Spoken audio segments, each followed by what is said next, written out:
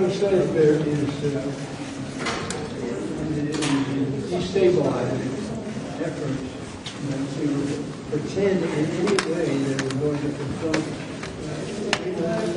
or Denmark other than cooperative, friendly, positive. Talk about how we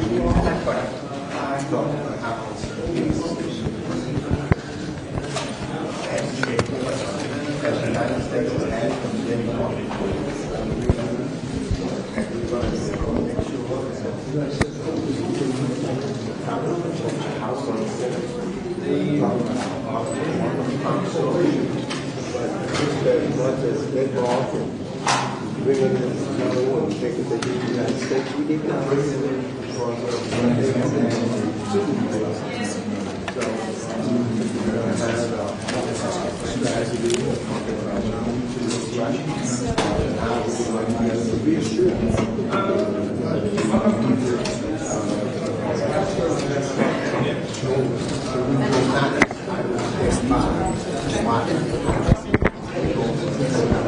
Greenland and for separation.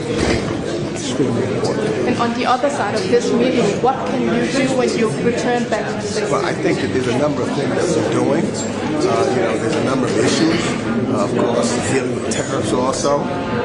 But there's legislation that will be, I know I have a few bills along with Mr. Hoyer that we're going to continue to move forward. We believe that those bills will be able to pass based upon the responsibility that we have in that regard.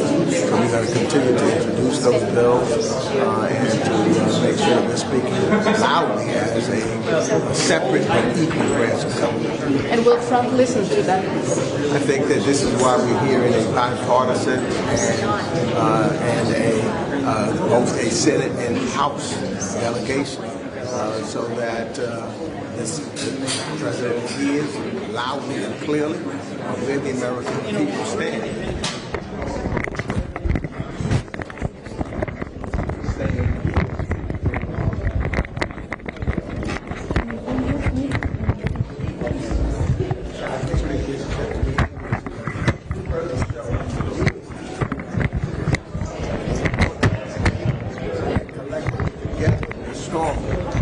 Than we are now.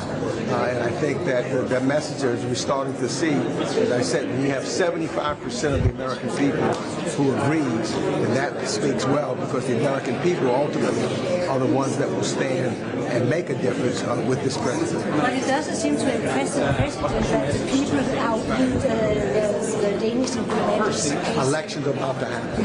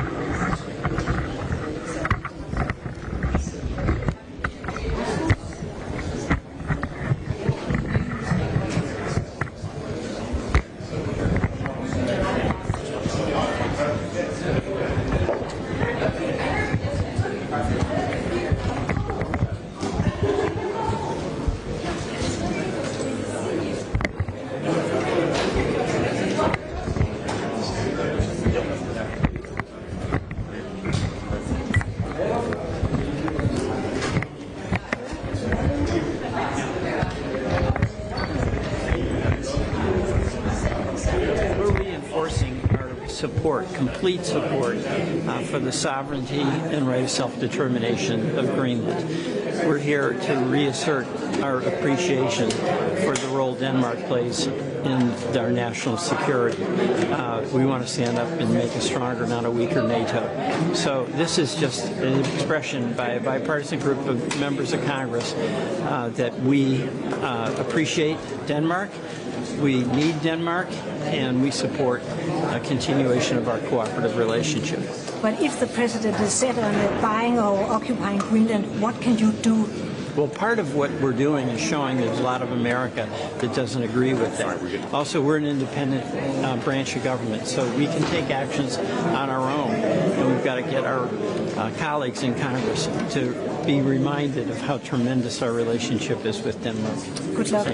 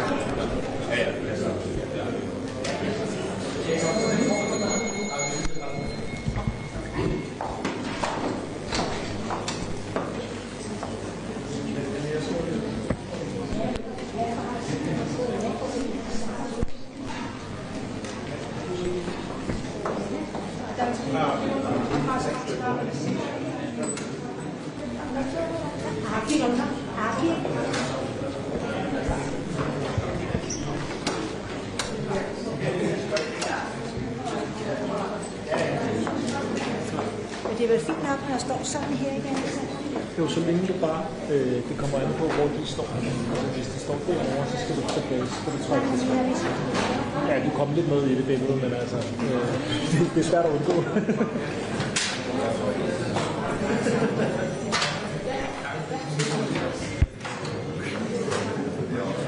Men det har været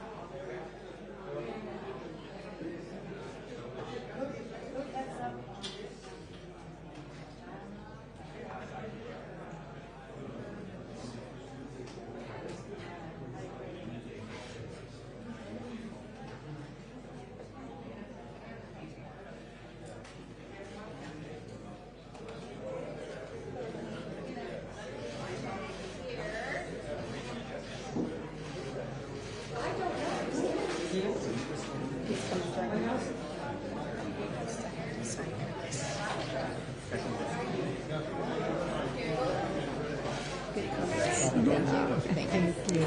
It was. Goyanak, thank you very much. Thank you for being here. We're going to do it in English. And I want to thank my good friend Lisa, first and foremost, for bringing her colleagues here. I think it's very important in these very uncertain times that we have an open dialogue. So I want to thank Lisa and Senator Coons for making sure that we have the meeting and bringing all your colleagues here with us. And I want to pass on the floor to Coons first. The floor is yours. Thank you so much. Thank you for your hospitality. This is a 10-member bipartisan bicameral dialogue from the United States Senate and the United States House, and we are grateful for your hospitality, for 225 years of being a good and trusted ally and partner. We had a strong and robust dialogue about how we extend that into the future. We expressed our gratitude for the sacrifice of Danes who served and fought and died alongside Americans when we were attacked 25 years ago. We spoke about the value of NATO and the commitment to respecting the core principles of sovereignty, territorial integrity, and self-determination. And we spoke with clarity about the importance that the people of Greenland make their decisions about their future. So it was a constructive and hopeful dialogue, and we look forward to continuing. Thank you. I want to pass on the floor to Makowski.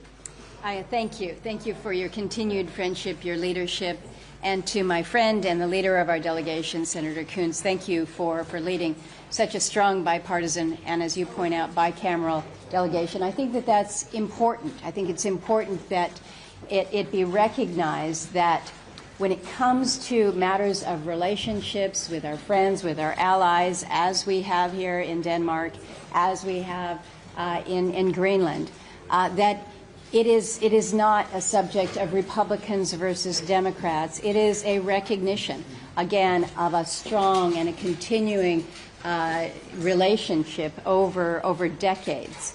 It is one that we need to nurture, as with all relationships. You need to nurture and take care of them, and you need to have constructive dialogue. And as has been noted, there's not only been good dialogue here at the Parliament today, but this morning earlier with the Prime Minister of both Greenland and of Denmark. Just yesterday in Washington, D.C., we had visits with the foreign ministers of both Greenland and Denmark. So constructive, important dialogue that is ongoing now and will move forward. So it's important to be here. I think presence means a lot. And this, again, bipartisan delegation to be here with our partners is important. So thank you for the opportunity to share the time and, again, the fellowship. We appreciate it. Thank you very much. We appreciate it also. I want to pass on the floor to Pippa Luklunge from Inatsisartut. Qoyanak kalallisut oqaatigeqqaalaassapaqa pingaarutaqarmat kalaallit maani inatsisartut sinnerluipeqataasinnaanassaat kalaallit sorusunnersut kalaallunaa sorusunnersoq kalaalliningaanni aam takkuttussaammat taamaam aamma uagut Amerikkarmiunut kissaatigut suleqatigikkusunnermullu angunnissaat pingaartissimaгаtsigu maang peqataasinnagat qoyanaq aamma kalaallit nunaat naatumu ilaasortaavoq taamaattum aamma suleqatigiinnerput suleqatigikkusunnerpull uan angupparput. I'll switch over to English. We have very few journalists in Greenland, so it's really important to get that out in Greenlandic first. But as I said, it was really important for us at the Inatsisartut, the Greenlandic government, to attend this meeting with the senators and representatives because we have really wanted to have a dialogue with them. And dialogue is first and foremost really important for us, and I hope we can continue. And I hope it is the first of many, many more dialogues we can have in the future because we are a member of NATO and we are happy to cooperate through NATO. And I think we have lots and much more to work with each other on in these situations because NATO has been here for many, many years, and we hope that it will stay many more years to come. Thank you. And then I want to pass on the floor to Christian Friis Bach. Thank you very much. Let me also warmly thank the senators and representatives for coming. This dialogue was of crucial importance, in an uncertain time for the Kingdom of Denmark. We have underlined that our friendship and our partnership must build on trust and on respect, and how crucial this is for our alliance, for our freedom, for our security and prosperity. So thank you very much for joining us, and thank you for coming all the way to Denmark to strengthen our dialogue. This is important in an uncertain time. Thank you very much. I just want to conclude, and I want to say that we have also talked about the human dimension, the pressure that people are feeling back home in Greenland, and I think it was well received, and of course they understand the concerns that we have in Greenland. So I want to thank my colleagues, both from Greenland and from Denmark, and also from US, for being here. I know it's a time that is difficult, and therefore it's important to have close collaboration and also respect. And of course, between Greenland and Denmark, we stand fully united. Thank you very much. If you want to ask some questions, you'll be able to ask some questions one-on-one. I would suggest we do that instead. We can take a few. Sure. Can I ask you one second. Could you tell us if Donald Trump is set on buying or occupying Greenland, what can your visit here, what can the Congress do to stop him? Because it hasn't gone away now for a year.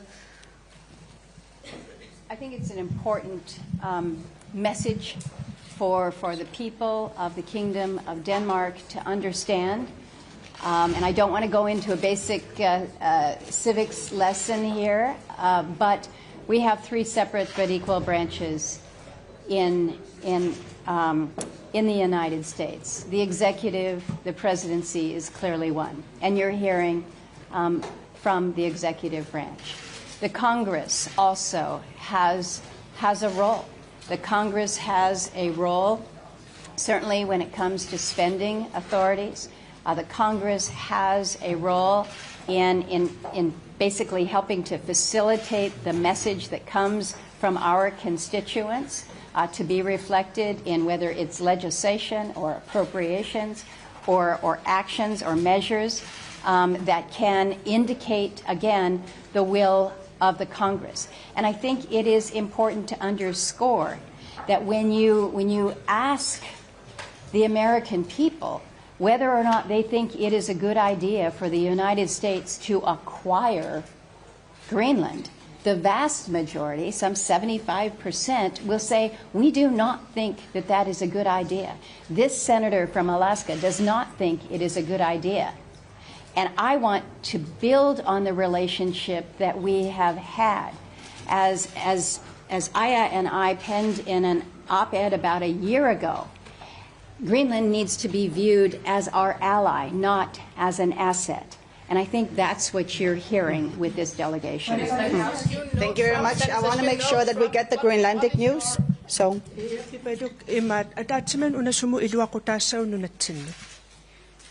Nunattani paatusaanaqartariaqarpoq kalaassorusunnersut aam toqqarluta oqaloqatigisariaqaratsigit aamakis qinnuivigivagut angussagut nunaqqatimin anguteqqullugu taamaattumik pisariaqarsorivara oqaraanni nunatsinni aaliangernerpissasoq taam nunatsinniinnipi aniasariaqarpoq taannalu neriutigaara oqaloqatiginner ual siulliusun amerlasinnaasuni oqaatigineqarpoq eqqisiipisinnaavuumassakkut tässä misigipuutusaanaqarluta aam oqaloqatigin ingerlalluarpoq aamma misigivunga paasineqarluarluta tusarmaarneqarlutal. Thank you very much. Samitya? Yeah, one moment, please. Yes, thank you. I'm from Semitiak, Greenlandic Media. A question for you, Senator.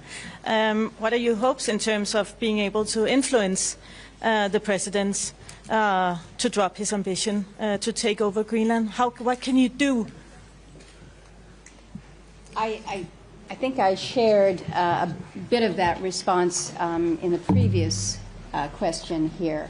Again, in Congress, we have tools at our disposal under our constitutional authority that speaks specifically to the power of the purse through appropriations. But I think we're distracting from the purpose of this visit here. This visit is to, again, have this dialogue, to hear directly from the people of Greenland. And we heard about the concerns and the fears directly from the people of Greenland, talking with the people here, whether in Copenhagen or throughout Denmark, but also understanding more broadly what this means, not just to Denmark, to Greenland, but to the NATO alliance. And so what we are engaged on with this trip is to take back much of what we are receiving now from you to the United States. We also rely on the media for most of our input, but there is no better input than the dialogue that we have just had throughout the course of the day. So that is the purpose. We have one last question that will be from New York Times, but I want to make sure that my good colleague Senator Cohns also has the opportunity to say something. I'll answer. Okay, perfect. I just wanted to ask, there's been a lot of support on the Hill, bipartisan support for legislation that would limit the president's ability to act unilaterally. Where are you on that right now? You're talking a lot, but are you moving forward with any kind of constraints on him? Speaking for myself, I would support that. But let me just emphasize what Senator Murkowski just said about the purpose. There was a bipartisan group of senators yesterday in the Capitol, hosted by Senator Shaheen, that met with the Danish foreign minister, the Greenlandic foreign minister. This is a different group, of a bipartisan group of members of the House and Senate. We are listening to our friends and our colleagues from the Greenlandic and the Danish parliaments, and we will be bringing back to the United States insights. Are there real pressing threats to the security of Greenland from China and Russia? No, not today. Are there real opportunities for us to partner through NATO to contribute to Arctic security? Yes, and if we ask respectfully and plan together, we can achieve that goal. Are there opportunities to develop sustainably the resources of Greenland, if that's of interest to American companies? Yes. And so there's a lot of rhetoric, but there's not a lot of reality in the current discussion in Washington. And part of the point of this trip is to have a bipartisan group of members of Congress listen respectfully to our friends, our trusted allies and partners here in Denmark and from Greenland, and to go back to the United States and share those perspectives so that we can lower the temperature and have a more constructive dialogue about the best path forward. Thank you, Elizabeth. Thank you very much. That was the final question. So I want to thank everybody, and if you are able, maybe you can have a one-on-one. So thank you very much for coming.